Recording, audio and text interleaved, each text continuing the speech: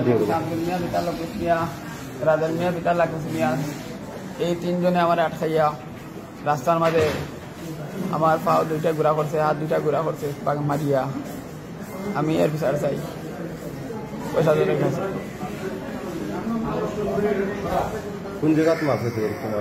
আমার এটা লক্ষ্মীপুর গেছিলাম। আমার এই আমি হসপিটাল চাকরি করি, ফার্মেসি চাকরি করি। ও ফার্মেসির মালিকর বাবা অসুস্থ আসলাম, তখন তো আমি বাবারে সিলেট লিয়া দেখতাম আসলাম। বাবার প্রতি তারা আইবার সময় সিএনজি আটকাইয়া আমার মারছে। তখন সময় আসিল মেম্বার শামসুল মিয়া, তার ভাই রাজেল মিয়া পিতা লাকুশ মিয়া এবং ফিরোজ মিয়া জবন সালাহ। এই তিনজনে আমার আটকাইয়া তারা আমার দৌড়াইয়া নিয়া তারা আমার দোটাং বাঙ্গিয়া গুড়া করে লেগেছে। কোন জায়গা? লক্ষ্মীপুর। লক্ষ্মীপুর কোন জায়গা? দোলাই নদীর কোন ধারে? দোলাই নদীর দক্ষিণ সাইডে, শিবুর বাড়ির সামনে। নি শিবুর বাড়িতে লিপুরার সামনে।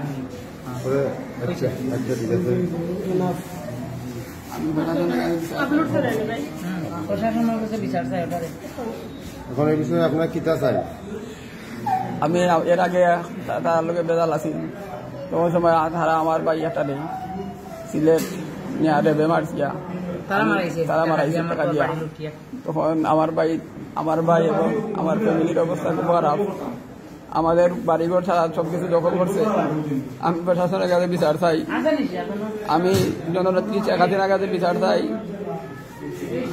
আমাদের চলার পথে তারা আমাদেরকে বারবার মারিয়া আমাদের ধন সম্পদ সব লুটিয়ে নিছে। এই বিচার চাই আমরা।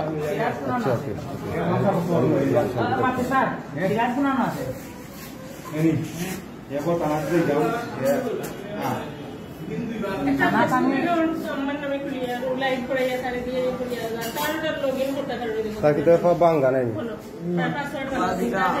বাঙ্গা এবং আমার আর্টিফাক্টি পুরা করে দিয়েছি।